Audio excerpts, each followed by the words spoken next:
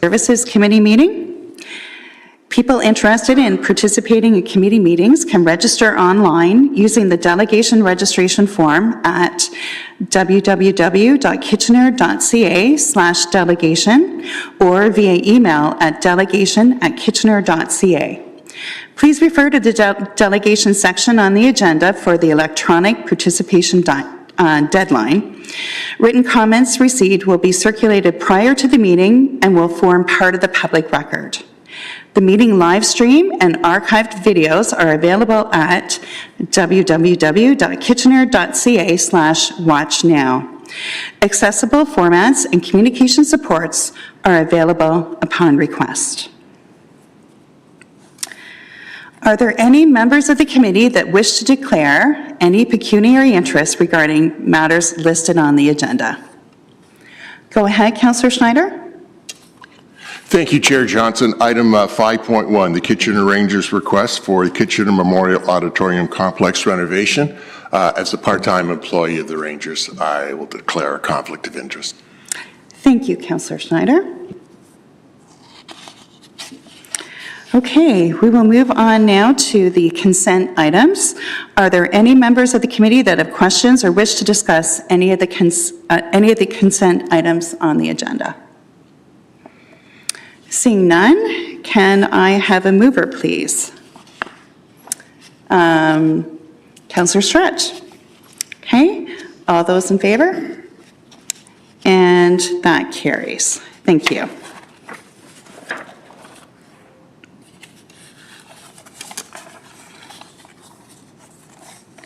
Okay, we have many delegations this afternoon.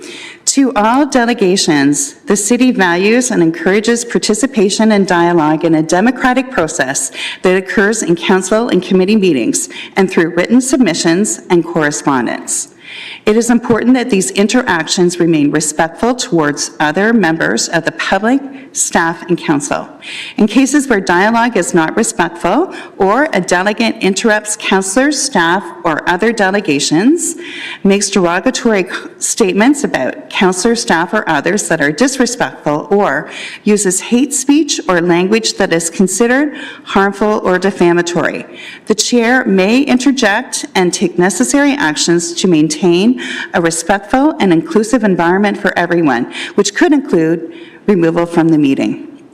One last reminder, delegations are permitted to address the committee for a maximum of 5 minutes, which will be displayed on the screens in front of you. When there is 30 seconds remaining in your time, you will hear a small audio tone that will signal 30 seconds remaining. Please take that time to conclude your presentation, as there will be a second tone at the completion of your time, and the microphones will turn off shortly after the exceeded 5-minute mark. Lastly, please do not take offense if following your presentation there are no questions from the committee. This is committee's time to really listen and reflect upon the opinions and ideas shared with us from our community members. Okay, we'll now move on to discussion items and move on to 5.1, the Kitchener Rangers request for the Kitchener Memorial Auditorium Complex renovation. And we'll have Allison Sams come up, please.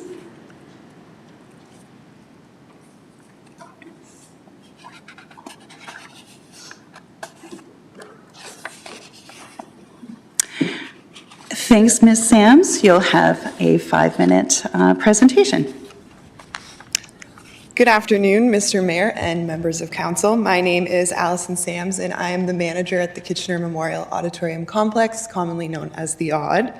Today, staff are seeking direction on behalf of the Kitchener Rangers to undergo renovations at the AUD. The proposed renovation also presents a unique opportunity for the City of Kitchener, and as a result, staff are also seeking direction to proceed with additional renovations of the Subscribers Lounge.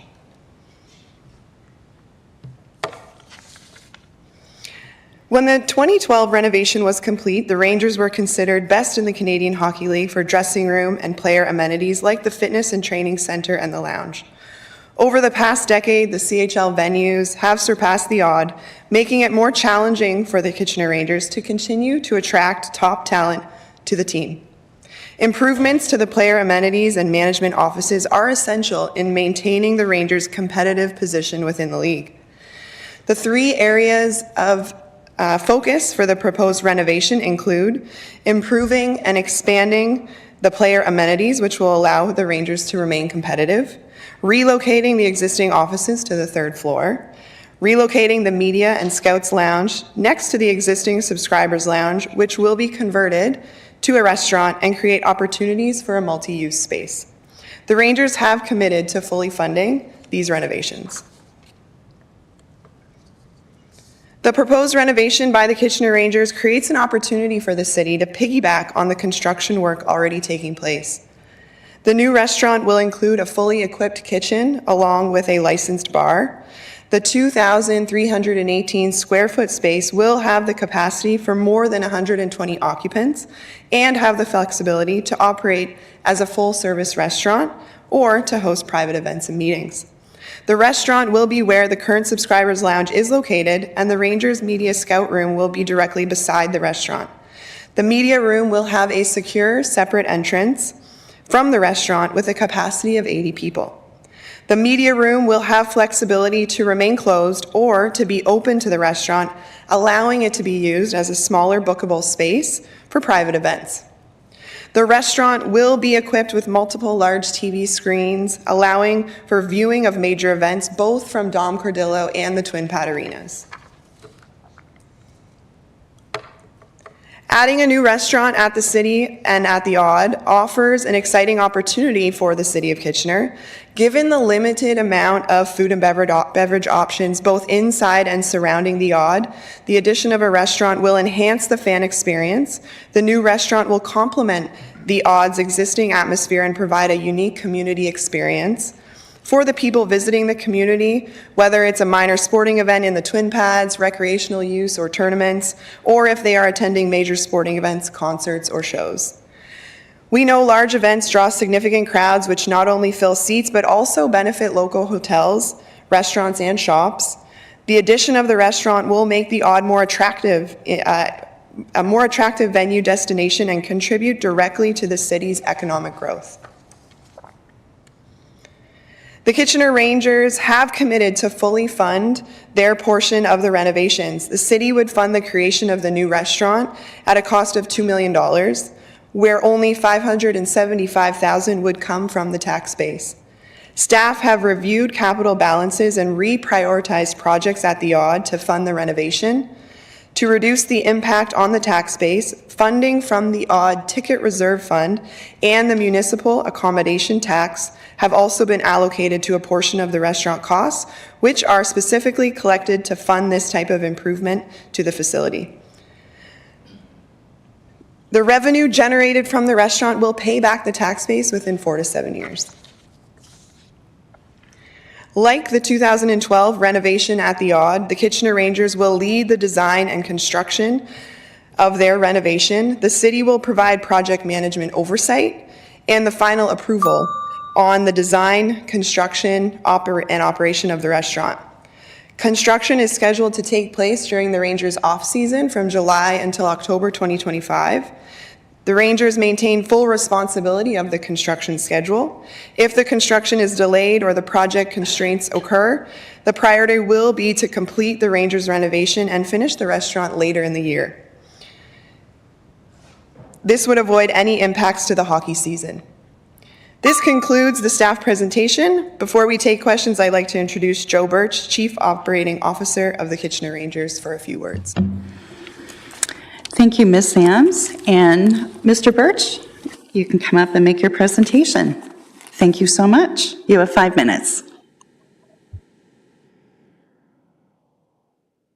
I appreciate this opportunity. Along with me as well is Jeff Emmerich, who's the chair of the Kitchener Rangers Board. I felt it was important to have Jeff here with me today just to show the support that I have received from the board as we go through this project. I'll take you through several areas and most importantly, how we've come to be here today. It's really an exciting time. I'm embarking upon my 5th year here, and this is the most significant task, for lack of better words, that I've been fortunate to lead. But driving it is we need to remain elite. And there's a significant change in the hockey landscape that you may or may not be familiar with CHL players having the ability now to play NCAA hockey. The competition for recruitment and retention is greater than ever. And for us to be able to compete in this space at the CHL and at the hockey elite level, now's the time. The last major investment in in Rangers facilities and renovation was done in 2012. And we've been advised by city staff that the odd will remain in place as it currently is structured for at least another 10 years, so that's 2035. So this would be the second major renovation that we'll be taking under as a hockey club in almost 13 years. When we look at the landscape itself directly within the Ontario Hockey League, we know who we compete with. We know it is London. We know it is Oshawa. Both communities and both clubs have recently been, it's been out there publicly, but both have been approved and are going through major renovations themselves. London, a $30 million renovation. Oshawa last week announced a $50 million renovation. Sarnia and Saginaw recently completed significant renovations, both directly to their player spaces and their player amenities. Nothing to do with their business area. In Saginaw, Sarnia did improve their business space, but both invested heavily in their player experience. Sudbury, Ottawa, and Brantford are all embarking upon brand new buildings. So there are 7 hockey clubs there that we'd be competing with that will have 7 brand new player amenities and player dressing room spaces, which doesn't put us at the top anymore. Thus the reason why we're here today. Further to that, expansion is coming. And when it happens, we don't entirely know, but with expansion likely brings new buildings as well. Hamilton, through the Oakview Group, is going through a significant renovation of the First Ontario Centre, and that is an open OHL market that is very keen in getting another OHL franchise back in there. And last but not least, as I mentioned earlier, we're competing with Big Ten schools such as Michigan, Penn State, Boston University, and major hockey programs that are not only funded through football and other bowl sports, but have significant resources to provide incredible facilities for their players. And we're competing with those players when we want to recruit them into the league, but more importantly, in retaining our 19-year-old and our 20-year-old hockey players. We just cannot afford to lose them. Player feedback. We weren't alone in this. This isn't just a Joe project or a Jeff project. We engaged our players and we asked them, what do we need? What's missing in our current offering to you in your player experience? Because it is their experience that's most important to us. And one of the things that they share with us common is larger player lounge, enhanced gym, enhanced athletic therapy. Interestingly enough, the league completed a player experience committee and survey and found some of the same results and findings actually through surveying upwards of 40 players across the Ontario Hockey League. Lastly, for the scout side, I mean, it is part of their experience as well too, but we do believe it enhances their opportunity and their experience. Our media room and our scouts room, good problem to have, is too small because we have too many scouts. So in this renovation plan, in moving one area to another, we needed to create a new scouts area for their experience and to be able to hold the NHL scouts that attend. So it's a 3-step plan, as Ali had mentioned. We're going to move our existing office to the 3rd floor, which is the Legends level. We would then enhance the player dressing room area by converting the existing business office to our player area, and we'll move the media and scout room to the jointly renovated subscribers lounge. The total cost is going to be $2.5 million is what Jeff and the board have supported. But you can see the breakdown per area. And then I did bring some renderings, which is exciting. So you can see this would be the new player space, which is the entire business office as it currently exists. This would be the redesigned players lounge, so you can get an idea of the style and the modernization of it, recognizing history of our players through jerseys. Our new gym, and lastly, our new entry, which would be a double glass door with sort of a red carpet feel entering out to the ice surface. I thank you for your time, and I open it up, I guess, for any questions or concerns. Thank you so much, Mr. Birch. And council, do we have any questions of council, of staff, or of Mr. Birch? Mr. Mayor, go ahead. Thanks very much, Chair Johnson, and thank you to our staff and our Ranger leadership for being here this afternoon and for bringing this exciting proposal forward. Kudos to the team for getting as far as they did in the season. I mean, we all obviously love when they can go all the way, but we got a lot farther than we expected to this season, which was wonderful. I guess I have one question, or maybe a couple questions, but Ms. Sams, just in terms of the restaurant, do we see, as it goes out for proposal and so on, if the restaurateur saw that they would want to be open more than sort of the amount of days that we budgeted and be open on a regular basis, is that something we would consider? And I guess the second question that goes with that, I saw another proposal recently in another municipality where as part of their reopening, I think, of their restaurant, they attracted a name brand chef as part of it. Do we think that might be an opportunity that might present itself in our case? Or okay, Mr. Shane? Go ahead, Mr. Shane. Yeah. Through the chair, at this time we have our identified food beverage provider for the new restaurant. The next few months we'll consider those options, including going out, which could give us the opportunity to bring in a name if that is required. And if whomever the new vendor is that does come in to run it, if there is a business case or an opportunity to run it and make it available, especially to the surrounding area and the community on a longer period outside of the designated event days or whatnot, we absolutely would entertain that option. Yeah, and perhaps that's the kind of thing that as we built the RFP document to go out, there's a number of things we can maybe put in as nice to haves that would score some points and help the team in their evaluation going forward.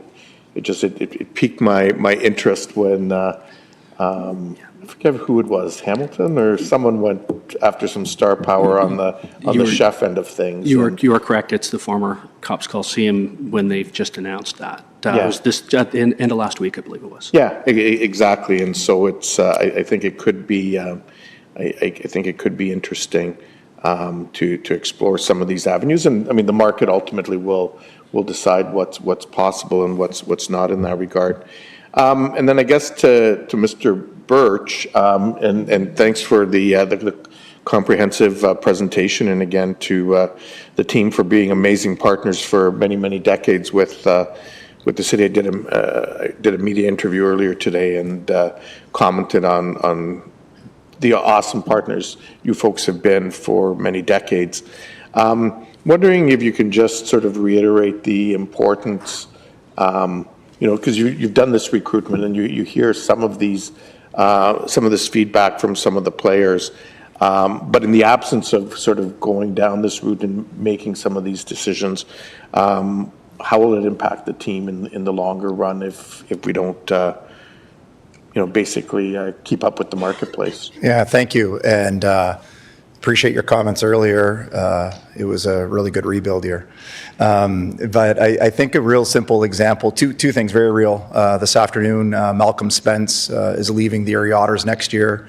He's going to be a first-round pick, probably mid-first-round pick to the National Hockey League. He's going to the University of Michigan. So they're losing a 19-year-old that could be over a point per game. You look at our roster, and we all know the heck of a season that Jackson Parson has. If we can't continue to provide great player experience, player development, a player like Jackson probably would consider to leave. And that type of impact on a roster, just from a pure hockey side, is it could be really detrimental to the health and the competitiveness of the club. So we don't want to lose anyone due to things that are within our control. Excellent. And I think a quick last question before the clock runs out. And so, with the proposal that's in front of us, the investments in the space that you're making, plus what our staff are proposing, you think that's a logical next step in the history of this facility? Yes, 100%. And now's the time to do it. It shows that we're being proactive in thinking about, player experience and fan experience. Things get expensive as you continue to wait.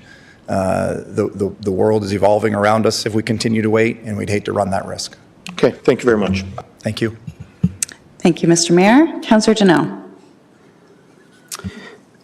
Thank you, Chair Johnson, and thank you both, Ms. Sams and Mr. Birch, for your presentations. Mr. Birch, I'm going to ask you a few questions first.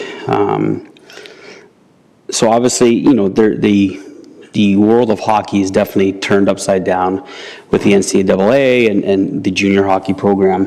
What are other factors that go into making a player's decision that we're not able to do to compete with the NCAA? Sure.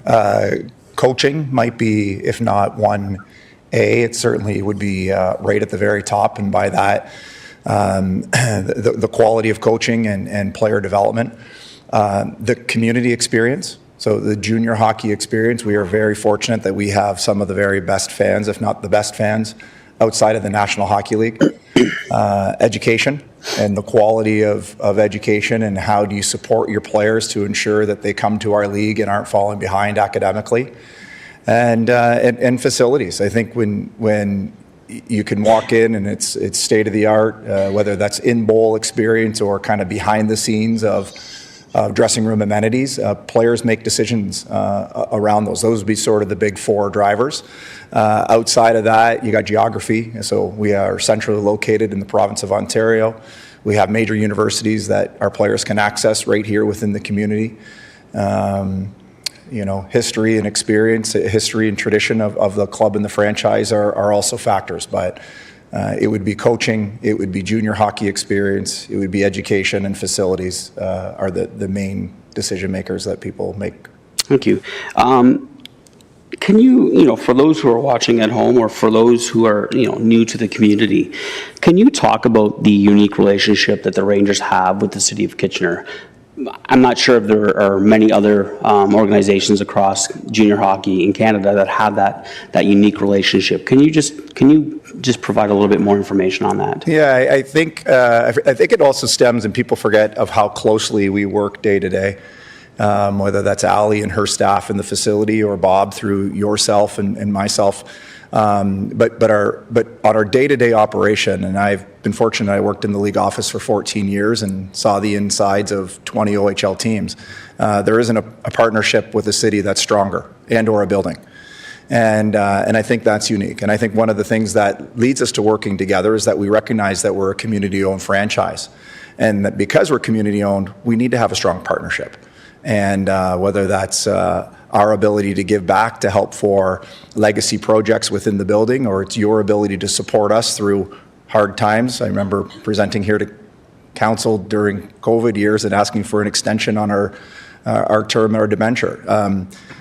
Not all of these things, I think, exist in all junior franchises. So we're very fortunate. I'm very grateful, and I speak on behalf of my staff and our Rangers board for the partnership, because it's critical to allow us to operate at such a high level, and it doesn't exist that way in other OHL franchises. Awesome, thank you. Mr. Sheehan, I'm going to turn my attention to you. I want to say thank you for calling it Cops Coliseum, because that's, as a born and raised in Hamilton, there'll always be Cops Coliseum. Don't care what they put on the outside of the building. So in previous council or committee, I'd mentioned, having a better selection of local, craft beers or craft drinks, local drinks at the Odd, and I know we're limited by sponsorship. Is there a possibility of this new restaurant to have a greater emphasis on local, whether it's beer, whether it's food, some sustainability, more importantly to support those of us in the community and across the province with some of their products? definitely a consideration as we go through the RFP process. We would have to go through that process and work with our existing sponsors, but this is the strength of this is as a new entity provides maybe some opportunity for us. Okay, awesome. Thank you very much. Thank you, Councillor Donnell. Councillor Chapman. Yeah, thank you. So I just want to say I'm excited about what you're proposing. I'm not a regular Ranger attendee, but I have been to a few games, and it certainly is an exciting atmosphere. So thank you for what you do. My question to staff is related to the funding. So have we, because although it's called the Kitchener Auditorium, we know we service, the whole region, and people from across the region come. Has there been ever a request to the region or the other municipalities to support the funding of this facility?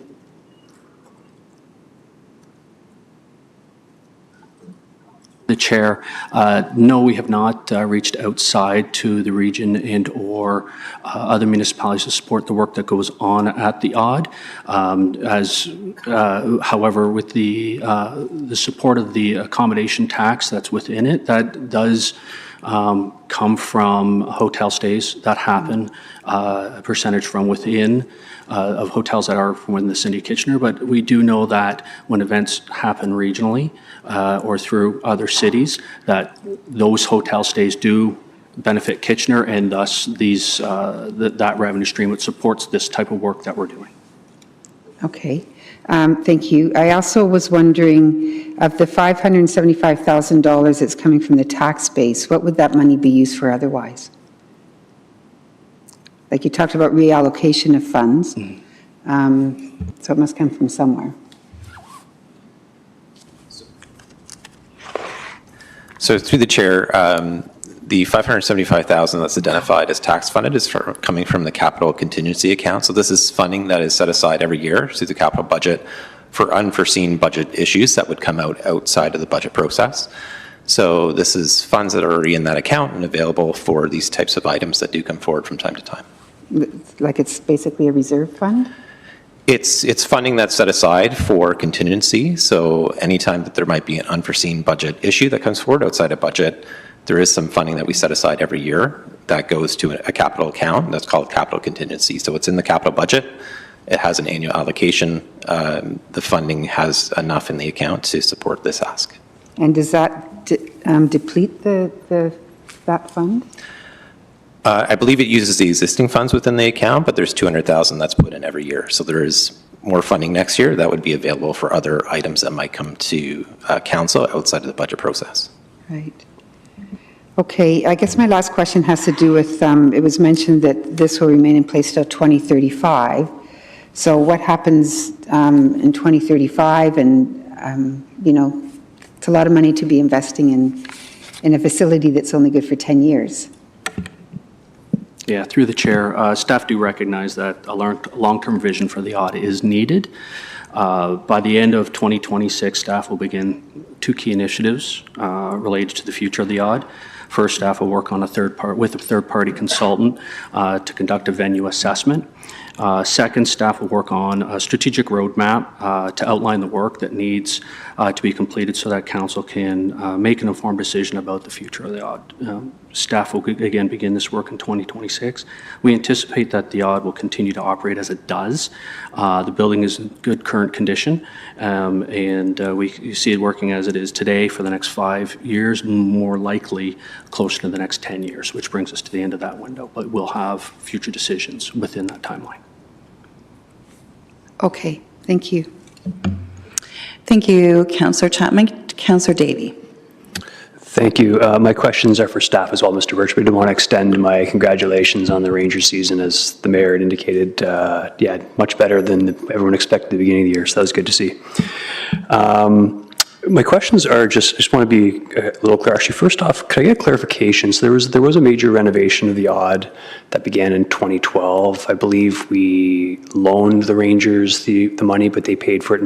Has that been totally paid off since then? Or is there still amounts owing? paid that off. Sorry, Bob. That's 2032 is the final, okay. Yes. And I also want to be clear as well, so I thought I saw from your presentation, the Rangers are going to be paying 2.5 million, and the city's going to be paying 2 million for the restaurant portion, so it's a $4.5 million total spend. And I do want to be clear that Councillor Chapman raised it, but no city or tax dollars are going to really anything to do with the players in terms of, it's all going towards the restaurant, correct?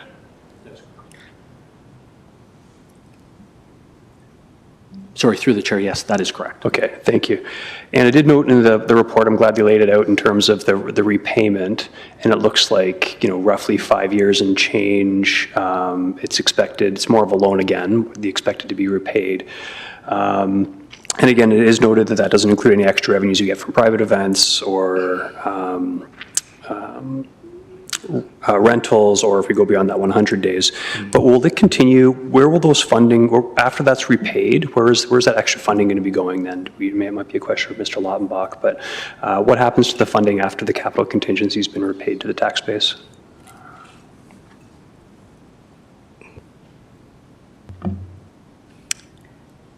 Mr. Lautenbach?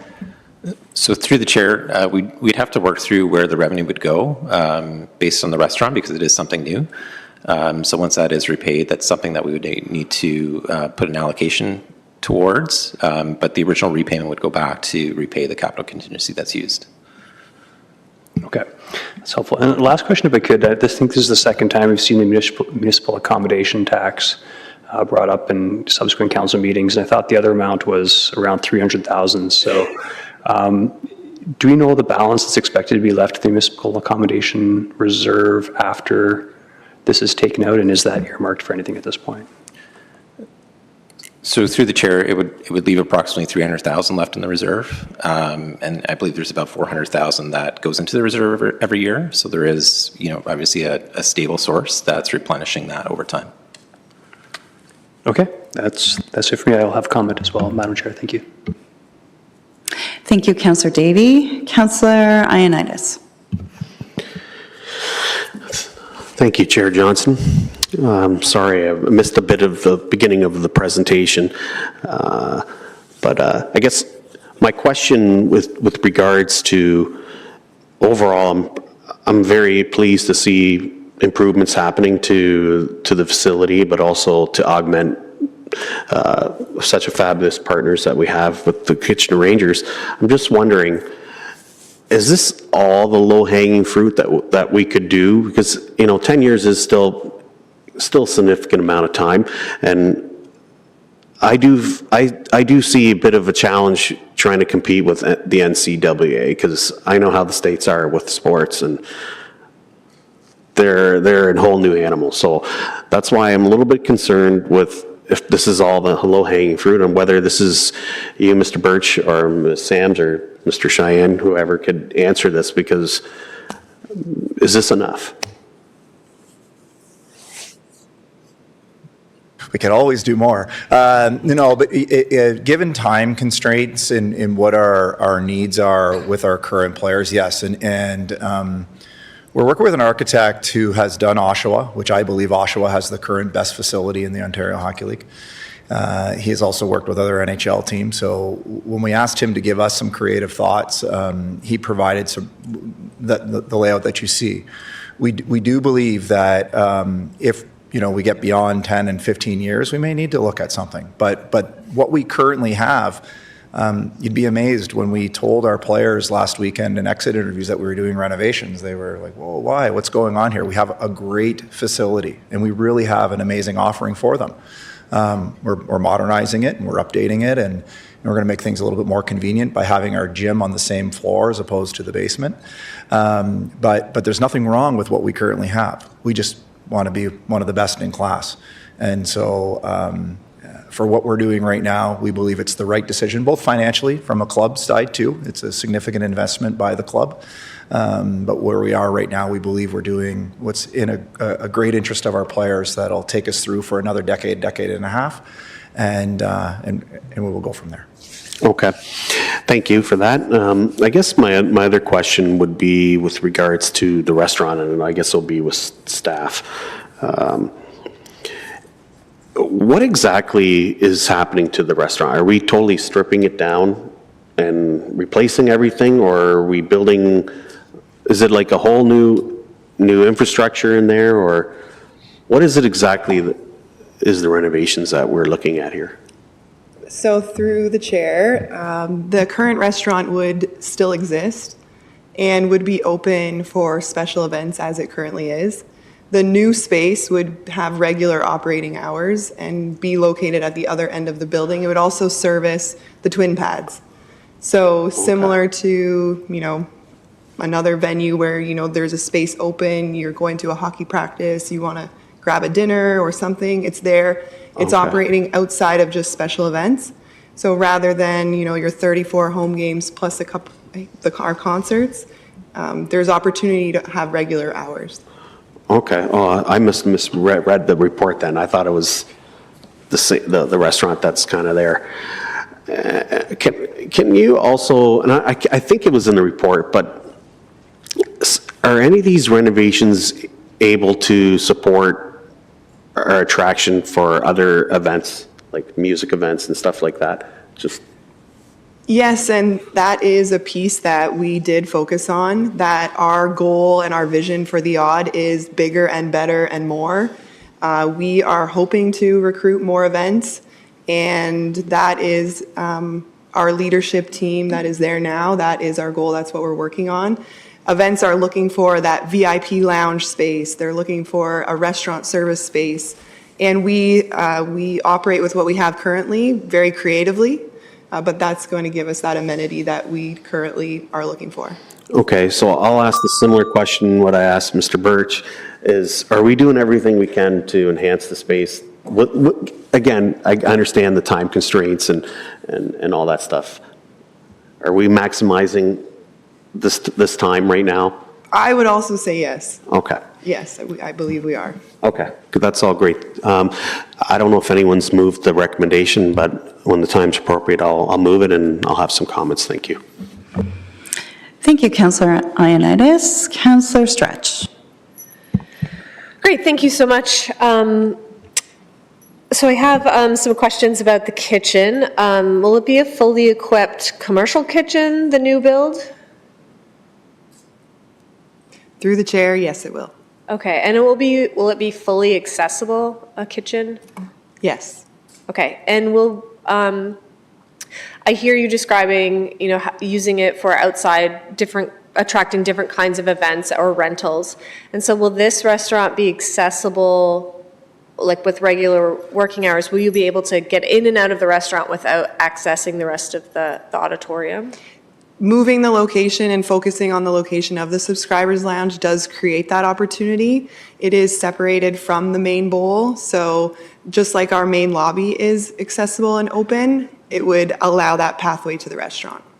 Okay, and while creating two restaurants in the same venue, are we just competing, with ourselves? I know they're different. Owners of the restaurant would be run differently, but can you explain the pros and the cons, I guess, to having two restaurants in the same building? Yes, through the chair. The Gibson's restaurant as it is, which is the current restaurant, it is definitely catered toward a ticket-going audience as well. So they will serve probably two purposes within the functions, because it's only open for truly Rangers games and playoffs and the odd concert for VIP function. So they will offer two different opportunities. The one may have to be styled a little differently. The Gibson's just maybe offering a different thing. That's working through whomever the food provider is to ensure that it offers a unique opportunity. Okay, thank you.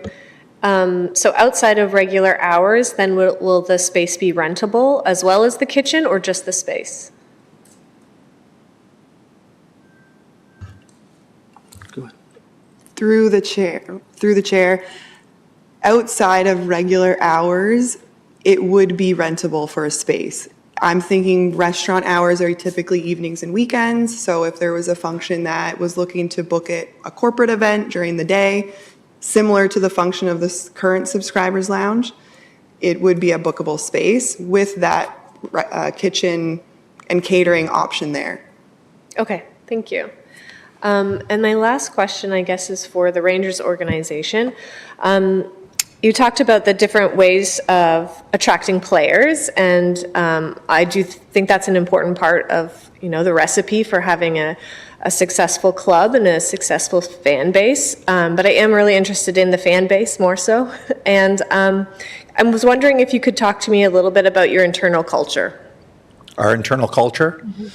Well, we're leaders in hockey culture and space. We're the first organization that had a formal ED&I program within the Canadian Hockey League. We, on a daily basis, led by myself, Mike McKenzie, and our head coach, Jussi Ahokas, are very focused on our players of their health, their well-being, their mental.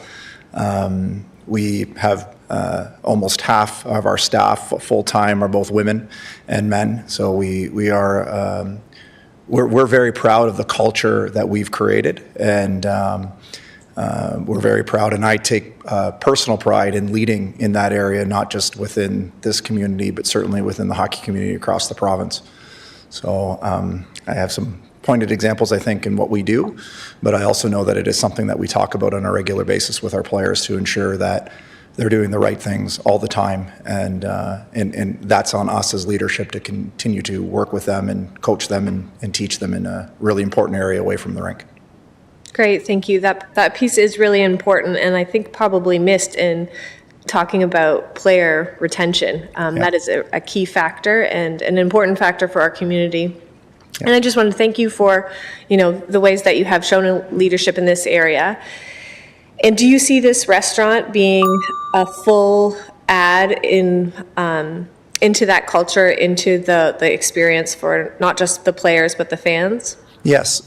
One of the things that we do often hear fans, particularly visiting fans who come, they're looking, where can I eat before the game? What are my options and opportunities? And we present what's ever locally to them, but we also give the warning note that, hey, you're going to have to go eat, drive, and then try and find parking to get into the game on time. So I think from a fan perspective, it will absolutely enhance the Ranger fan experience. Great, thanks. Well, and there is strikers. You can walk. Yes, correct. There is, yes. Thanks. Thank you. Thank you, Councillor Stretch. Councillor Deneau. Thank you, Chair. Me again. Ms. Sams, did you just make up that new vision statement, bigger, better, and more? Because I saw Bob laughing over there, so I'm just curious. I think through the chair, I think I use that statement in many different words. Okay. Very often. Get that on the billboard outside. I'm just curious if we have any idea of what the economic spin-off of this type of investment will do for the region or the city in particular. Any numbers? Through the chair, we haven't actually looked at that in detail, but when we look at events that we recruit or will be recruiting, definitely they will have economic spin-off that we can analyze over time. Okay, thank you. Councillor Davey. Comments? Oh, comments? 1 second. Councillor Ioannidis. Comments. Comments as well? I'll go back to, what are you, do you want to move it and then comment? Yeah, I'll move it. I'll make my comments. I'm just, it's amazing how time flies. I remember when the renovation in 2012, it seemed pretty exciting at the time, and here we are again. And I think it's a great testament to the organization of the Rangers, but also to our staff for, being able to maintain a facility at such an elite level and being able to extend it to the amount of time that it has. So that's a great achievement by our staff and the Rangers as well. So thank you for that.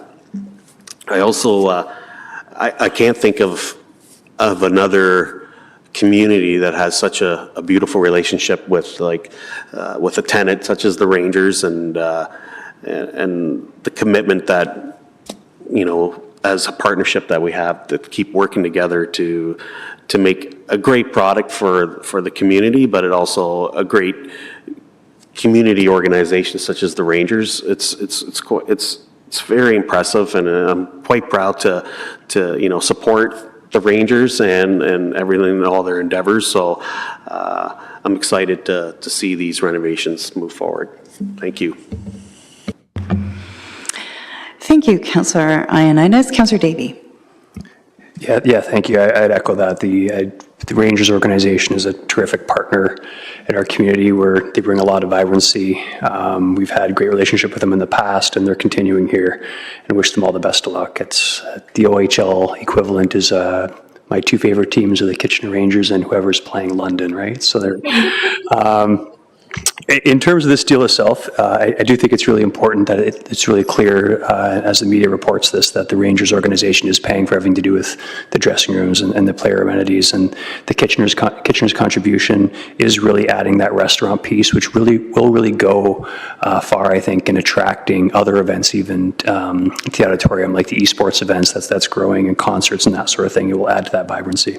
It's also important to note that it's not an expenditure that's it's not an expenditure at all. Actually, it's more like a loan that will be repaid to the tax base over a few years, and then after that, we will be actually earning revenue on that. So this item in itself, I think, is great, and I'm really looking forward to seeing it come to fruition. I do know that as part of this item coming forward, there will be lots of questions, as Mr. Shane's referenced, in terms of the future of the auditorium. And I know there's lots of folks out there. I grew up, watching hockey, playing hockey, and I'd love to see a new arena as well. But the reality is, the auditorium is in good shape. It's kind of like that, that beautiful classic car that the bones are good. We had the mechanic take a look at it, and she's in good shape. And I know there's lots of folks out there that want us to buy a sports car, and we will. But it's, it's 10, 15 years away. And as Councillor Chapman mentioned, we're going to have to talk to other municipalities in the region to help fund that. And we're going to have to start looking at ways to make sure that we pocket a little bit of money before we have that challenge. But in the meantime, we're doing everything we can to make this as vibrant as possible. And I'm really happy to see that here today, and this partnership continued. Thank you, Councillor Davey. Go ahead, Mr. Mayor. Thanks very much, Chair Johnson, and I too just want to express my support for this project and this initiative. As I said earlier, the Rangers have been an amazing partner for many decades with the City of Kitchener, and as has been pointed out by others, it's probably one of the best, if not the best, relationships between the municipality and the team. And as many people know, one of the unique things about the Rangers is that it is a community-owned or subscriber-owned team, as opposed to a privately owned team, which I think adds to the spirit of collaboration between the two of us, but also to the amazing giving back that the Rangers organization does to the community, to our minor hockey teams, and so many other things that the Rangers are involved with, including supporting. I might as well give it a plug. Farwell for Hire during the month of May. So if you haven't gotten your tickets yet, the next early bird draw is actually for a game suite at the Rangers. But back to, now that the advertisement's done, back to the point at hand. I think this is a critical investment that will allow us to see the auditorium continue to serve this community for a number of additional years going forward, making sure that the Ranger organization continues to have the amenities they need to put on an excellent product on the ice, but also make sure that our community has the amenities it needs at the auditorium to attract people, not just for hockey games, but also for concerts, trade shows, and other special events. In a perfect ideal world, it will also employ additional people as a new restaurant going forward, and really become a gathering place for our community. So I'm happy to support this, and I believe it'll be a wonderful addition. And the last point I'll make is I'm pleased that staff brought in the report a refresher on what was a council identified priority during this term of council, that by the end of 2026, staff will be bringing a report back that'll, number one, look at the state of the auditorium as a building, into the mid to longer term, as well as what any work around its future, or the future of a sporting facility would look like, and timelines going forward, and that will be coming back later in 2026. So thank you. Thank you, Mr. Mayor. And Mr. May would like to comment. Through you, Madam Chair, I suspect it's career limiting to correct the mayor, but I think he's just, there's so much interest in this issue, I feel the need to. That work will begin in 2026. It will not be coming back to council in 2026. It will come back to the next term of council. So I just wanted to clarify that point. Thank you for the clarification. Councillor Chapman. Yeah, I just wanted to put a plug in for the Titans as well that use the facility. So, and I know they're trying to grow their audience. Thank you, Councillor Chapman. And I don't see anyone else in the queue, so I would just like to say my comments as well. I have to say, I can't remember which councillor said, but what a year of rebuilding for the Rangers this year. We have Coach of the Year with UC. We have OHL Goaltender of the Year with Jackson Parsons.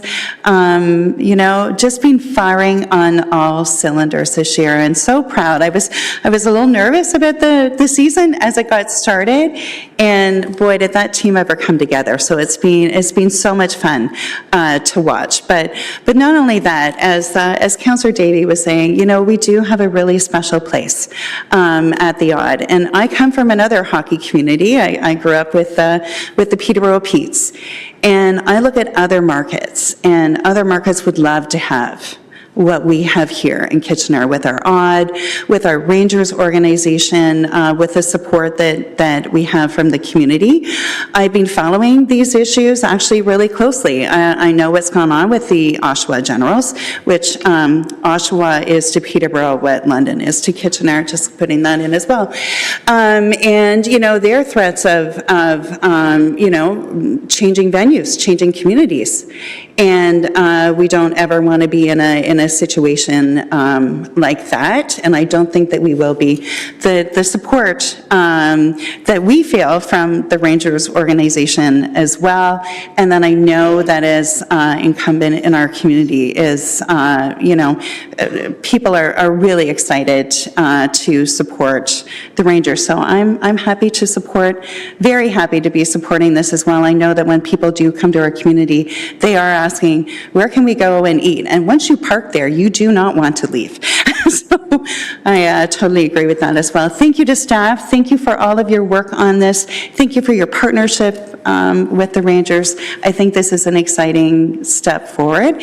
And with that, and thank you, Councillor Ioannidis, for moving this, and we'll call for the vote. All those in favor? And that carries unanimously. Thank you.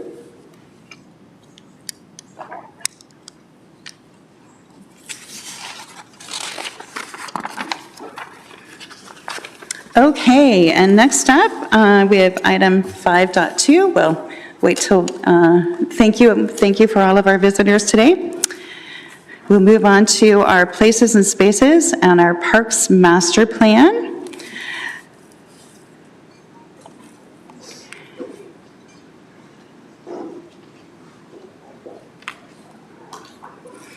And Jeffrey Silcox-Childs, our Director of Parks and Cemeteries, will be making a 10-minute presentation on this matter. So when you're all set up and ready to go.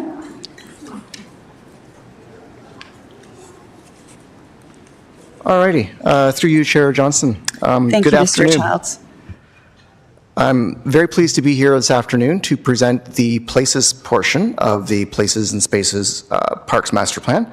And joining me today, I have several of the talented team members on Places and Spaces, including Cara Lozano, Megan McKinnon, Rebecca Roy, and Mark Paris.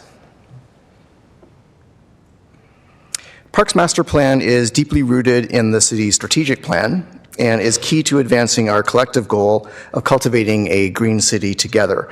The plan sets a sustainable course forward towards a greener, healthier Kitchener, enhancing and protecting our parks and natural areas, transforming to a low-carbon future, and empowering both businesses and residents to make climate-positive choices. The themes and goals outlined within the strategic plan served as the framework for the recommendations evaluating and prioritizing process, and each criterion was weighted to reflect the city's vision to build a city where everyone, to build a city for everyone, where together we care for the world around us and for each other. The Parks Master Plan is comprised of two key components, places and spaces. The spaces portion, as a reminder, focused on the quantity and location of parks and was initiated in 2021 to meet provincial requirements and was approved by Council in 2022. The key recommendation, or a key recommendation of spaces, is the Parkland Acquisition Strategy, which is now an action item in the Corporate Strategic Plan. While this foundational work was underway, we launched the Places portion of the plan, focusing on enhancing the quality of park experiences.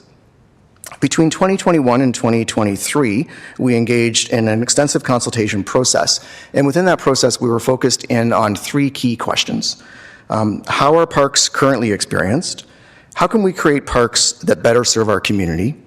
And how can we ensure our parks and open spaces are welcoming and inclusive for everyone? Throughout this process, we engaged council and staff across all different departments to ensure alignment with core services as well as to strengthen cross-departmental collaboration. Parks and spaces are essential to the fabric of our city. As Kitchener continues to grow and diversify, these spaces play an increasingly vital role in supporting a vibrant, healthy, and connected community. The master plan sets the direction and vision for Kitchener parks and open spaces over the next decade, not 10 decades. Its success depends on continued support, investment, passion that this council has consistently demonstrated for high-quality, well-designed, and well-maintained park systems. On behalf of myself and my entire team, I would like to thank you for that commitment. And at this point, I will pause and share a brief video, and Rebecca's going to take over the remainder of the presentation. Places. A healthy community needs places where people play, explore, and build connections with the environment and each other. The Places Parks Master Plan guides the development of our parks and open space systems for the next 10 years, focusing on providing quality park experiences for the community. We could not have created the Parks Master Plan without extensive and rich engagement with the Kitchener community. For nearly 3 years, we listened to what the public had to say about their needs, desires, and experiences in Kitchener's parks and open spaces. We heard that the community cares deeply about accessible, environmentally sustainable, safe, and welcoming parks that foster health and well-being for all. The recommendations presented in the Parks Master Plan are organized into 4 interconnected themes that reflect their impact on the community. By creating parks for everyone, connecting park experiences, designing responsive park spaces, and planning parks for the future, this Parks Master Plan is an essential piece of Kitchener's vision to build a city for everyone, where together we take care of the world around us and each other.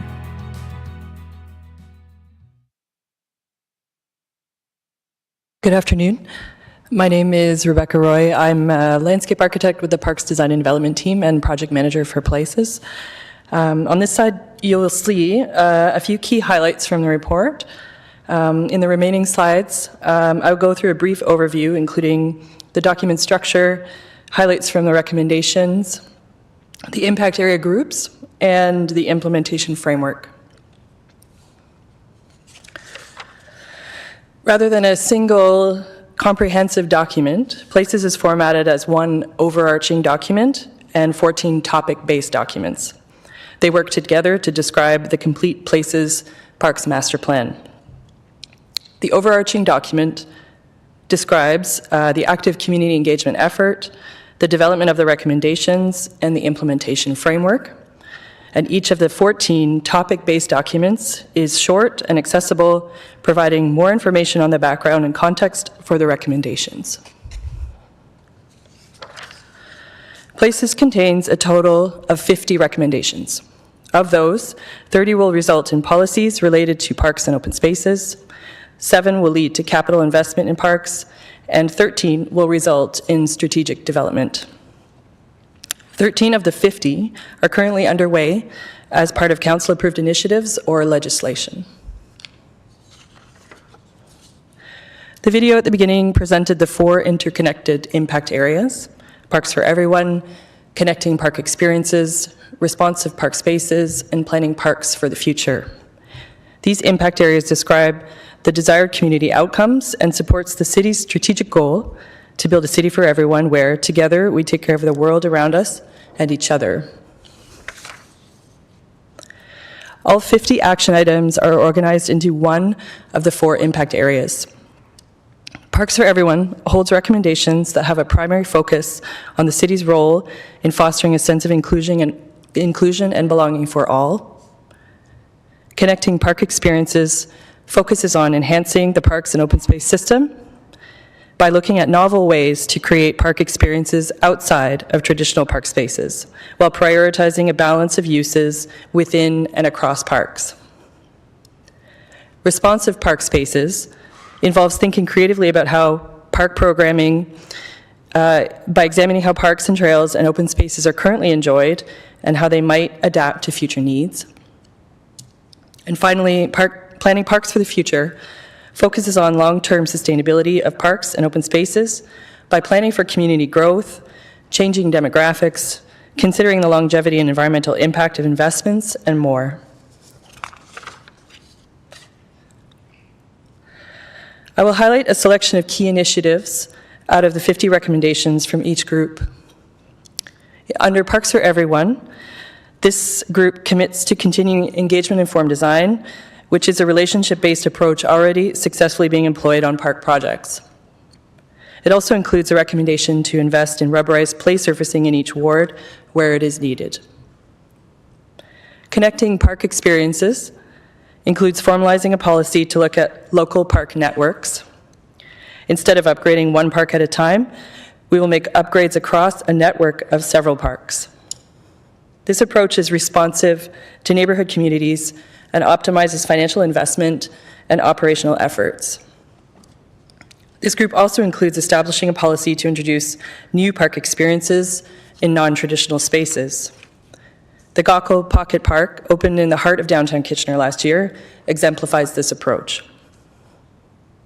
Responsive park spaces includes capital investment projects that improve access to well-used community infrastructure in parks, such as splash pads, as well as establishing a policy to support incorporating active uses, such as sports courts, in the downtown core. Planning Parks for the Future includes creating a policy that prioritizes water conservation when expanding the splash pad network. And in a similar vein, work is underway by our colleagues in the Sanitary and Stormwater Utilities Division to integrate green infrastructure in existing parks. This master plan recommends creating a policy that establishes design standards to protect the value of the park experience for residents while also taking responsibility for climate adaptation.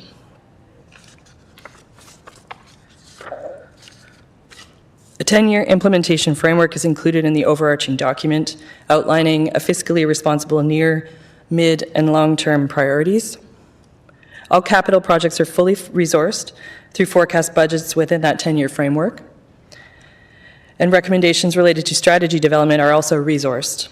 However, The outcomes may require additional funding to implement and will be brought to council for consideration. This concludes the presentation portion. On behalf of the project team, I would like to say thank you.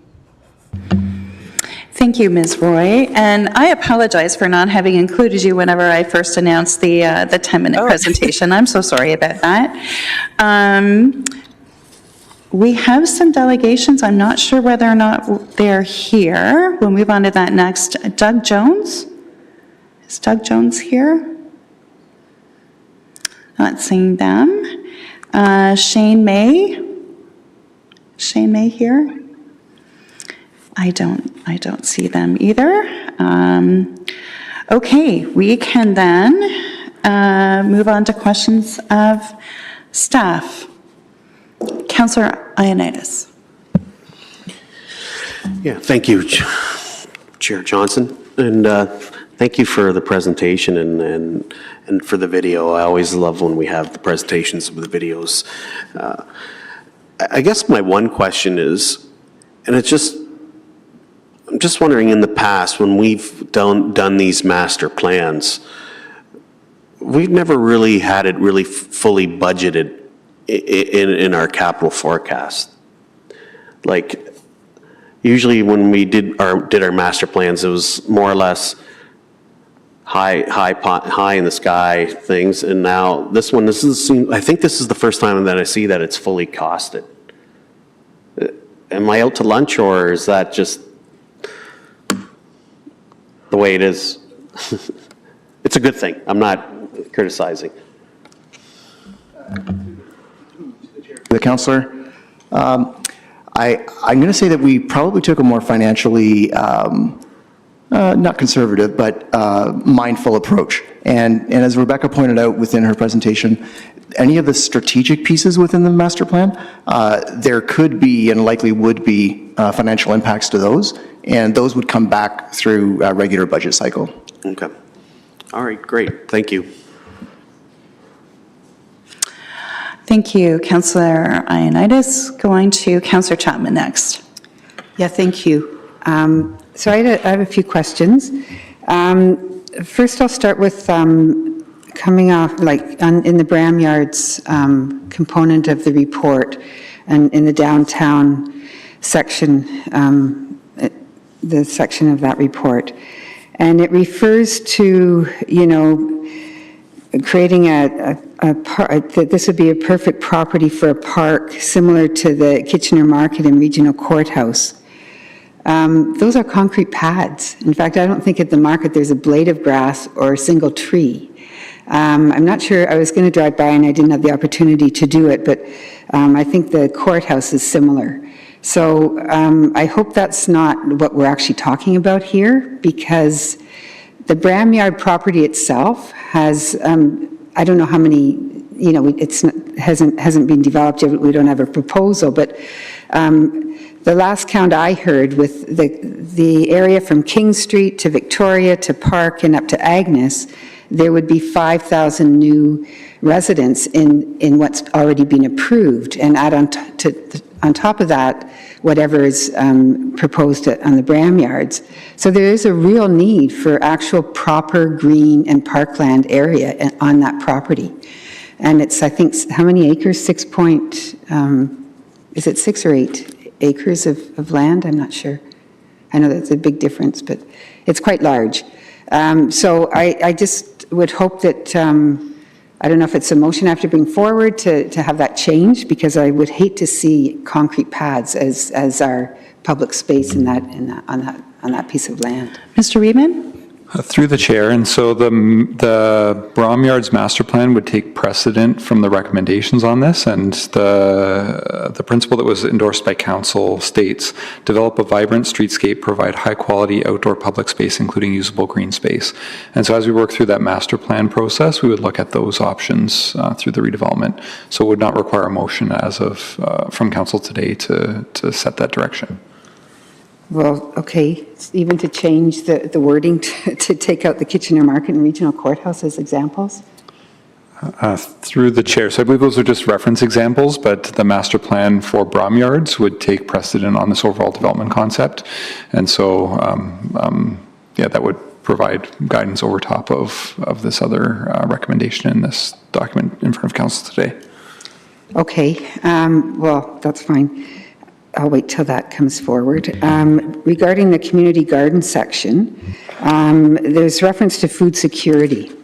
And I'm just curious why we're not referring to this as food sovereignty, because, I mean, there's a difference, right? And when it comes to community gardens, what we're actually doing is providing that opportunity for food sovereignty. Do you want to turn your mic? There you go. Thank you. Through the chair, I agree those are parallel efforts, food sovereignty and food security, and they both exist at a micro scale and a macro scale.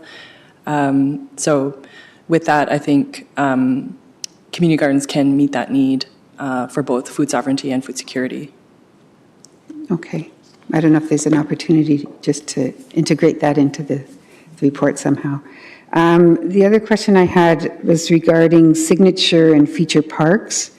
On slide 16, it refers to Rockway Gardens as a park. I happen to sit on the Horticultural Society, and they would be very disappointed to hear us refer to it as a park because they consider it a garden. In fact, it's it's a lot of time and effort is put into making it a garden. So I think that wording would be useful if we could change that a bit to refer to it as a garden, not a park.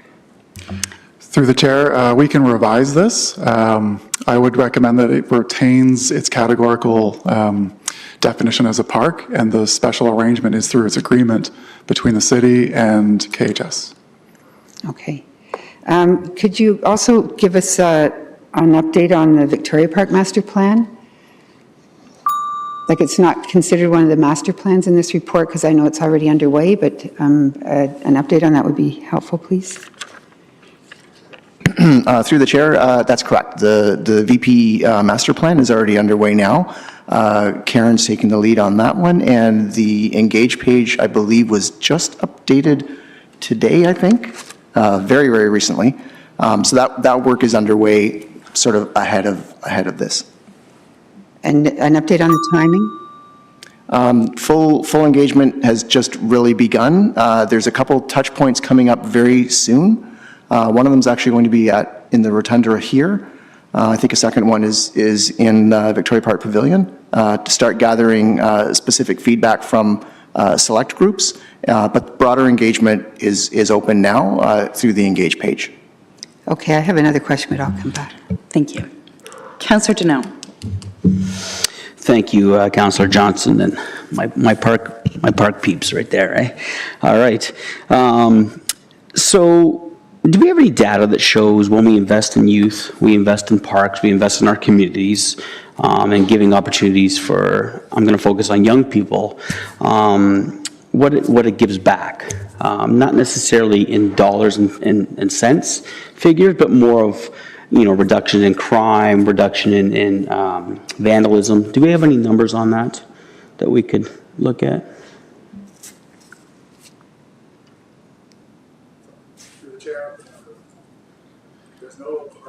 But there's a connection, and it's one of the core foundations of the plan as well, that it contributes to community well-being and personal and physical health as well. But I don't have that information at the moment. No, yeah, and I appreciate that. I think we saw during COVID how important our park space were, even when they were closed down for a weekend. Anyways, do we, when we look at the city of Kitchener versus other cities across, I'd say Canada or North America of our size, do we have an idea of where we are, like the amount of parks we have per capita? Are we above what other cities have, or are we below cities across our, that kind of have our population as well? Yeah, through the chair, that was in our spaces document too. I would say most municipalities target between 1 and 1.5 hectares per 1,000 residents, which equates to the way we measure it, 10 square meters per person. Okay. All right. That's all. Great job. And when it's the appropriate time, Ms. Chair, I'd like to move the recommendation. Thank you, Councillor Deneau. Councillor Davey. Thank you. Yeah, I'm really happy to see this before us. I do have, and I think it's great, but I'm still concerned about, if I can just preface the question, my biggest concern going forward is our infrastructure deficit. And even though we're budgeting, we're balancing our budgets, there is a deficit, an ongoing deficit in the ground and all our infrastructure. So the question I have is, I still see in here, which causes me some concern, I see a focus on washrooms, washroom facilities and parks. And I guess that my question is, like, I get having washroom facilities in our destination parks, like our Kiwanis Park, Victoria Park, McLennan, and here in Natural Area, for example. But I just want to hear directly if there's any intention through this document to begin setting the expectation for washrooms outside of destination parks, because obviously if we're fighting infrastructure deficits, one thing we can do is build less infrastructure. So can staff comment on that? Are we planning on looking at building any washrooms outside of our destination parks? So through the chair, typically we want to put washrooms where people are. So where the highest use is going to be, which is in the destination parks, like you said. That's part of the strategy though, which is why we don't have a concrete recommendation based on that. We want to study it first because we are currently in the business of providing public washrooms. We want to make sure they're the right locations, the right facilities, and likely not venture outside of those destination parks, like you said. Okay, and so same question with water. Again, I see having water stations at the major parks. Ms. Sorry, Ms. McGoldrick? Oh, sorry.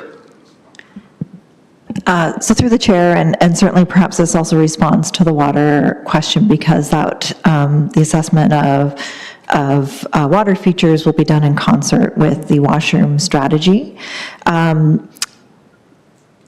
And where was I going with this now that I've concluded? So where I was going with it is that council will have another opportunity to set service levels associated with washrooms and parks. So through the strategy development, the idea is to bring back to council the proposed level of service, recognizing we're providing washroom facilities across an array of parks, often to the dissatisfaction of users. And so bringing back a strategy that better responds to user needs. And council will have the opportunity to determine which parks are most appropriate and at what service level. And so that is really where the strategy comes in, and prior to investments in that regard. Similarly, on the drinking water side, we intend to pilot drinking water in higher need parks to assess the ongoing maintenance responsibilities so that we have a better informed recommendation to council in terms of ongoing maintenance and cost to determine how best to approach drinking water in parks, in our signature parks. Okay, yes, yeah, so like we'll have some discussion on that, but it does cause me some concern. I just want to be careful of setting the expectation as well without, I'll talk offline in advance of council, but this is a serious concern of mine going forward, setting that expectation. And I guess the same question finally is with lighting. I noticed there's lighting, lots of mentions of adding lighting to parks as well, and trails. And while I get it for trails that might be more commuter trails like the Iron Horse Trail, et cetera, I really don't want to see lighting personally, the expense or the pollution, frankly, on more recreational trails. Is there intention to do that? So through the chair, the recommendation is to develop lighting criteria that would specifically avoid lighting where it's not necessary. So we want to respond to where people are going and light them in the most efficient way possible. Okay, thank you. Thank you, Councillor Davey. Councillor Schneider. Thank you, Chair Johnson, and certainly not to dispute anything my fellow Councillor Chapman said, but we're talking about places, mentioning, green spaces and places. A few of us were in Markham a while ago to take a look at their district energy, and part of the tour took us back to what they call the Pride of Canada carousel that is there, and it's not on grass. It's around a built-up area. Are we also considering places that may not be, in a grass or a typical park situation? I know in Toronto, they make use of space like that as well. Yeah, so one of the, sorry, through the chair. One of the recommendations is definitely to look at non-traditional park spaces, 100%. And we've already started that. So if you look at Gaukel Park as an example, great example of the space that obviously wasn't a park, it's a road right of way, but repurposing those areas, and that's where people are, and that's where the density is. So we know that we need to look for those locations, and we are actively doing that. Okay, that's good to hear, and great work. Councillor Stratch. Thank you. So in my ward, I know there are 37 parks, and that's not including schoolyards, but we're always looking for more parks. So in this plan, is there any inclusion of parks that aren't currently listed, aren't named?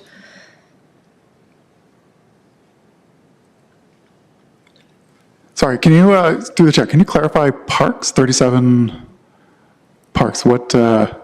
Okay, so maybe I can say places, different places or attractions, places community could go. It could be a park, could be a place that you're adding. But is there any plan to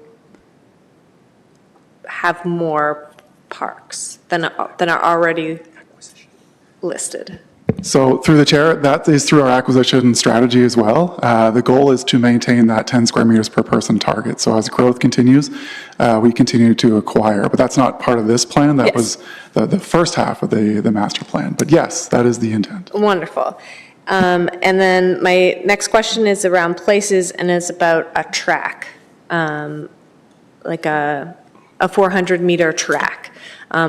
Is that in any of the plans? I see that there was, in the sports fields section, I did see that there was 2 listed, but I am curious as to what our city plans are for that.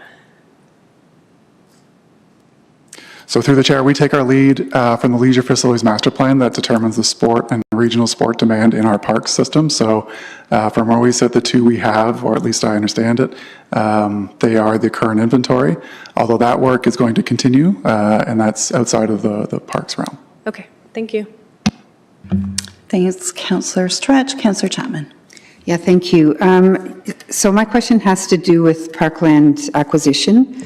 I just wondered if we can have, I know I've brought this up before, but, in the downtown core in particular, where we have a deficit, I just wondered if you could give us an update on what's happening with the parkland acquisition piece.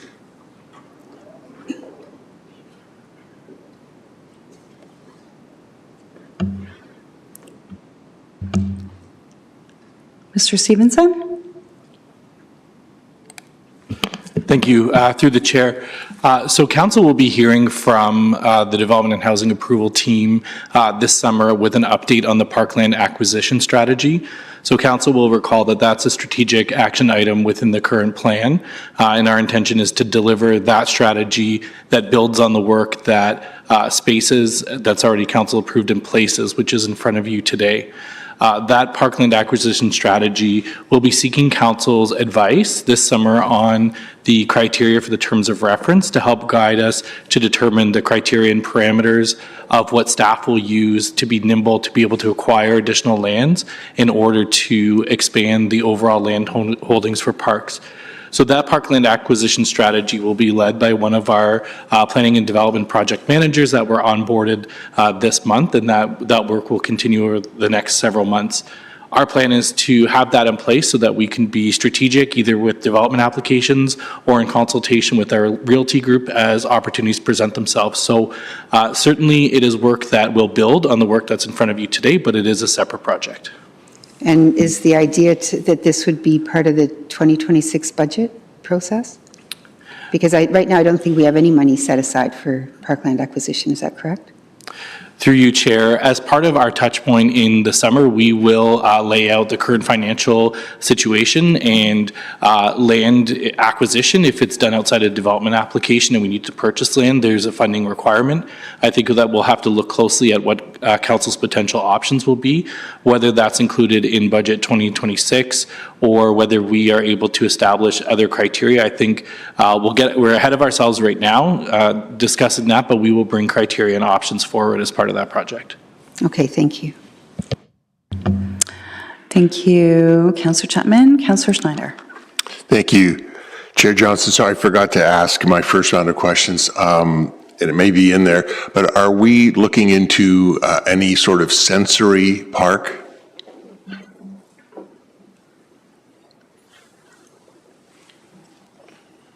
Through the chair, I would say that not specifically a sensory park. However, as part of places, there is a document that describes commitment to looking at alternative ways to engage people in parks in various ages and abilities.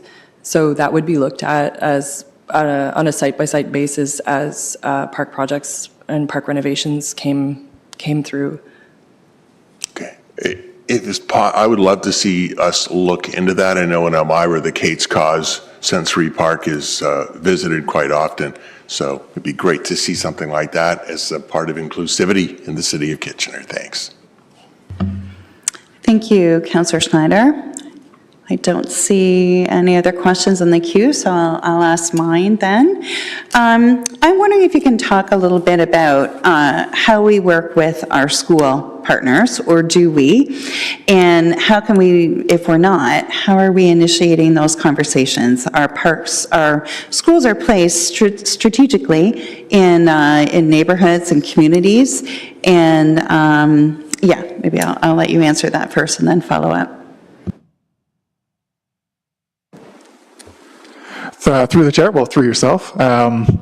So we work pretty closely with the school boards, but there's a clear definition between what's a school board land and what's a park land, and they make that clear, and as do we.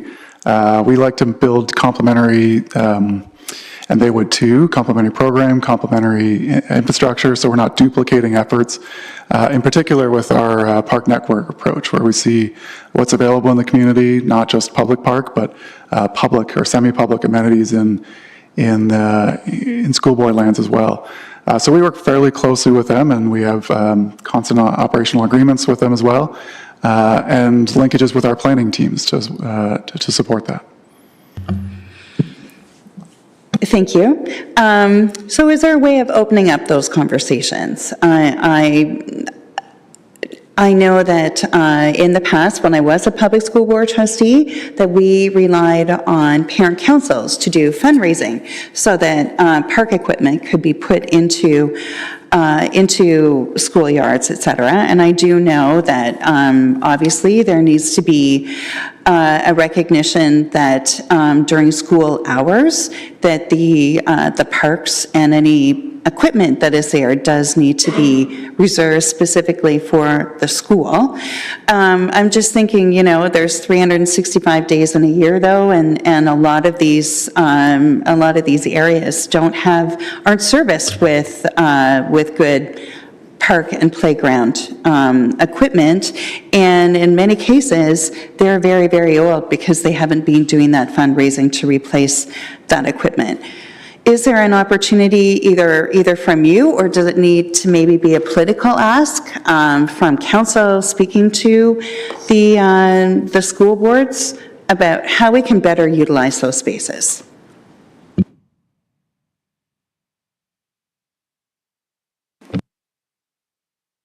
Through the chair, we're definitely open to whatever opportunities present themselves, and they tend to present themselves as like sort of one-off opportunities in multiple ways they get to us. I know, for an example, through Love My Hood sometimes, we're getting different applications to look at enhancements to playgrounds on school property. And we know that's in our best interest. It's in our community's best interest.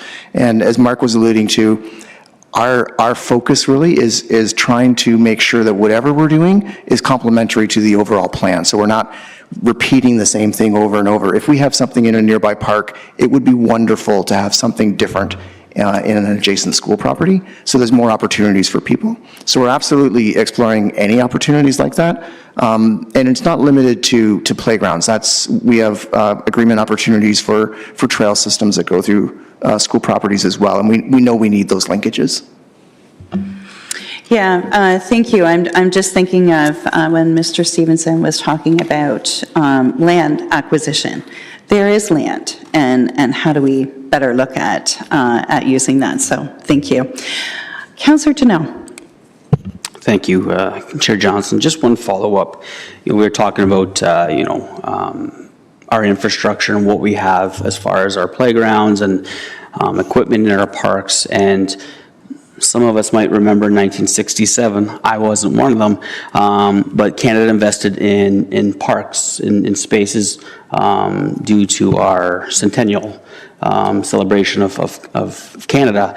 And so I'm just curious, are we at a point in time where some of our infrastructure has reached that age? Like, are we at a point where we're going to have a tsunami of infrastructure replacements? Or have we maintained that over the course of years when something is broken, we fix it? Through the chair to the councillor, there's always room for improvement in terms of asset management and tracking our inventories more closely. Now, I can assure you, particularly with playgrounds, our preventative maintenance schedules, our playgrounds are inspected each month, and a large amount is put forward from council to support preventative maintenance on those playgrounds. So even though we have playgrounds that are potentially from 1967. There's been continuous work on those. So it's not necessarily a tsunami that's coming, but it is definitely part of our asset management plan. Okay, thank you. Thank you, Councillor Janelle. Not seeing anybody else in the queue for questions. We have any comments from anyone? I'm not seeing, Councillor Chapman. Yeah, no, I just want to thank staff for the work that they've put into this, both this places and spaces. And I really do hope that, there's a lot of thought put into the process as we move forward, right? To ensure that, I insist that they can't be concrete pads, that we do have trees, grass, and places for dogs, right? Because, it's incredible how many dogs live in these condos these days. So, and I'm talking specifically about the downtown. And that we keep the number of POPs to a minimum. I'll just throw that in too, because I know that was part of the report. So, thank you. Thank you, Councillor Chapman. Councillor Ioannidis. Yeah, thank you, Chair Johnson. I just wanted to thank staff too. I think this is probably one of the more comprehensive and holistic plans that we have seen, and I think it seems to me it looks the most realistic, and I think it's a terrific plan. So I compliment all of you on a tremendous amount of work here that's done, and it looks great. Thank you. Thank you, Councillor Ioannidis. Councillor Davey. Yeah, thank you. I think this is great as well. Was a bit critical, I guess, of the washroom thing. I know what sometimes these public engagement sessions are like, and I know that residents would, throw out the idea of a washroom as an example as something that would be nice without really understanding the cost or implications of those things. So I am anecdotally dismissing it because I would rather see those dollars go towards better playgrounds, et cetera. So I just want to be, upfront and clear with that when these things start coming back to us. But on the whole, I do think this is great, and I think it's probably important to note as well the references to dog parks, which we all know are very much wanted, needed by our residents as well. So this is a great document. Thanks for the work. Thank you, Councillor Davey. Councillor Janelle. Thank you, Chair Johnson, and I will echo what my fellow councillors said. Thank you for this great report, super detailed, lots of work to be done, and I have no doubt in my mind that our staff will prioritize what needs to be done of importance to least importance, and because, I love walking past any of the parks in my ward that are probably half a meter away from my house, and they're packed with families who don't have access to backyards or front yards for that matter, because they're living in apartments, and it's great. And so I think we all know the value of parks and what they play in our role. They play the roles in our community, and raising our young people to be really good citizens.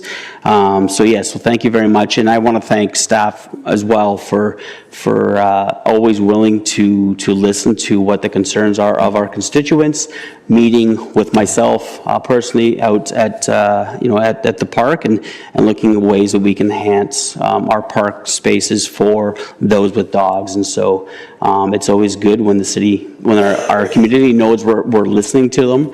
Obviously we can't do everything all at once, but with patience and time, that we can get to the things that are more important for our residents. So thank you very much.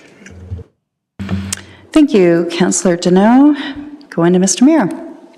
Thanks very much, Chair Johnson, and I too want to compliment staff on this significant body of work. A few years in the making, lots of community input about a topic that we know is near and dear to the hearts of our residents, and that adds to the quality of life for a community that people want to live, work, and play in.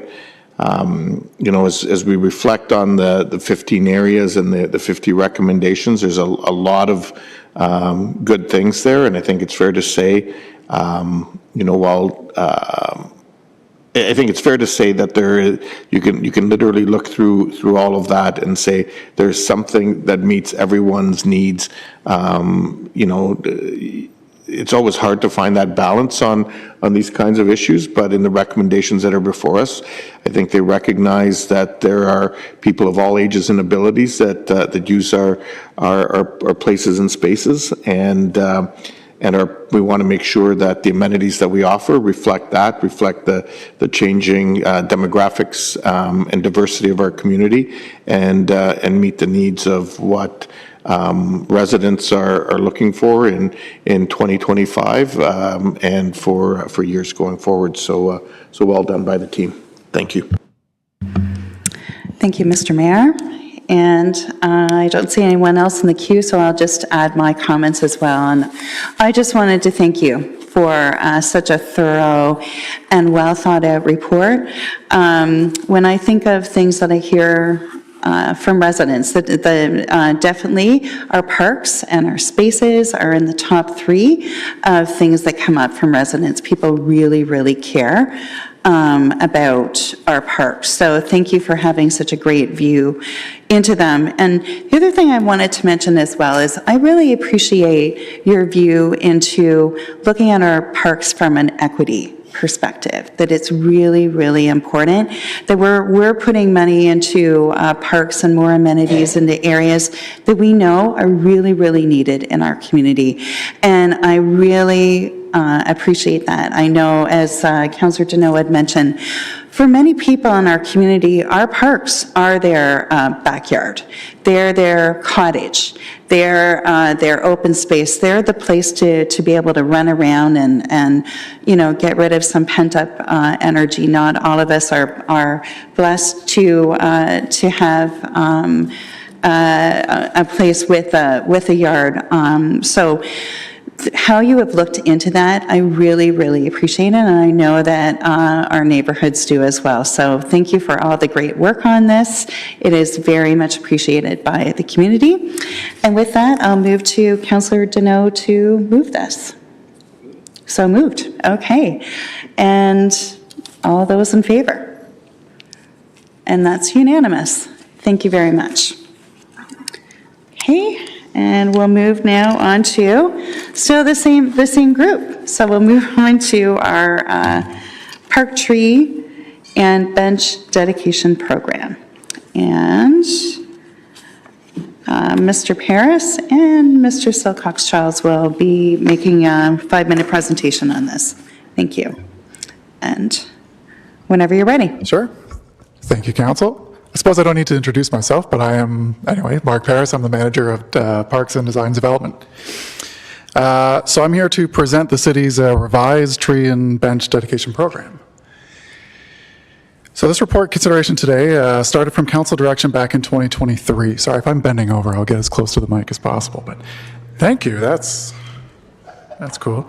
Council gave direction to staff to review the city's current, and at time paused, tree and bench dedication program with a focus on what was working well, what wasn't, looking at other municipalities to determine the best practices for Kitchener, looking at cost structures and any ability to streamline that existing process. The existing program was an informal one, and what we found is what you might expect from an informal program. There is inefficiencies in the process itself, since it relied on emails or phone calls to a specific person.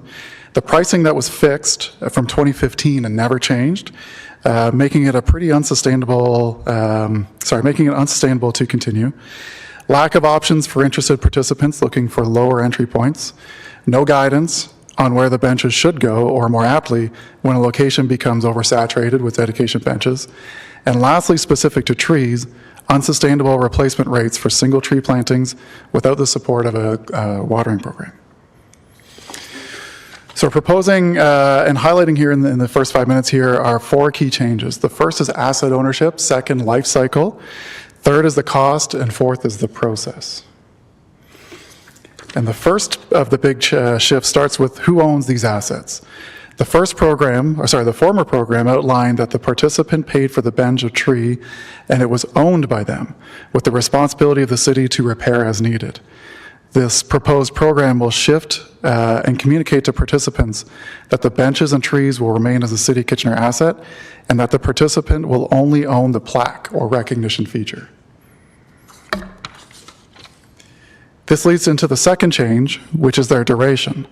The former arrangement had agreements for all assets that were in perpetuity and replaced as required by the City of Kitchener. The new program will retain the bench and tree assets as any other city asset and apply a fixed term to the plaque's position. We're proposing this to be a 10-year term for plaques placed on existing bench and a 20-year term for a plaque placed on a new bench. At the end of the term, renewal notices will be offered. If it's declined, the plaque would just be returned to the participant. Costs of the previous program, like I said before, were fixed since 2015. And I want to touch on 3 categories and how we're changing this. The first is a shift from the dedication of a singular tree to a donation towards a memorial forest, supporting urban tree canopy targets. The second provides an entry-level tier to utilize existing benches for dedication purposes. That's the top value for plaque only. And the third is to remain cost neutral for benches and plaques for today's costs. Though the cost increase looks significant for a new bench, it demonstrates that the previous program was informally subsidized. The value of $6,500 represents all costs associated with any bench installation.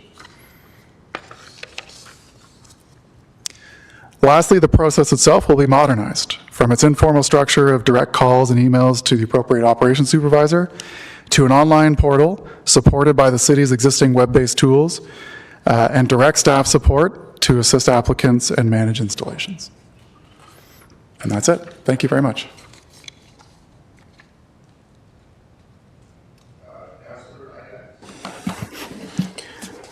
I don't have much to say. I just want to move the recommendation. I think staff are hitting it out of the park today. No pun intended. It's great to have at least a policy for this instead of the way we've been doing it in the past. So I think this is fabulous. Okay, thank you. Councillor Chapman. Yeah, I agree. I like what you've come up with. Just one question. We've noticed theft of plaques around the city. Has this been a problem with plaques on benches? Or is it a different material, so it's not as desirable? Or It's definitely, through the chair, definitely we've been seeing more plaques disappearing, not so much the bench ones. They're probably a little more difficult to get off, and the material would be different. And in this case, we wouldn't be using bronze either. Okay, good. Thank you. Okay. Thank you. Councillor Stretch. Yes, thank you. My question is around the trees. So a minimum donation of $50 then would enable someone to donate a tree. Would there be also locations chosen by staff on these tree locations? And to follow up with that, would there be like a memorial planting day, or it's going in at some point that year? And then as well, are they able to pick what type of tree, things like that? Thank you. Through the chair. So the intent is to move towards a memorial forest idea. So a $50 donation is a donation towards a memorial forest. So it's not a tree specifically. It's just a donation towards that. We'd also be looking at other donation and partnership opportunities to enhance those. The memorial forest locations would be chosen through our forestry and natural areas area. And there would be several across the city. It wouldn't be one. That wouldn't really meet the needs of everybody. So there'd be several locations to choose from. In terms of choices, we probably wouldn't necessarily give a choice on the type of tree, but we would certainly give a selection of the trees that we plan to use, and they would all be trees that are native to the area.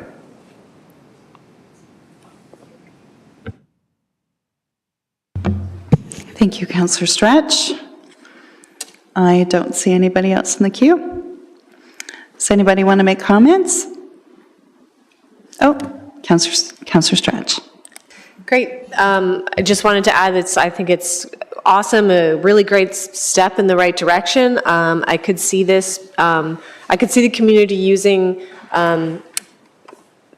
these ways as a way to give back and in donation, not just in memorial, but for many other reasons as well. But am interested in figuring out, those market details that might help people to keep funding some of our memorial forests, because I think it's a great way to give back and have a place to visit that is, maybe not as traditional as a cemetery or a stone.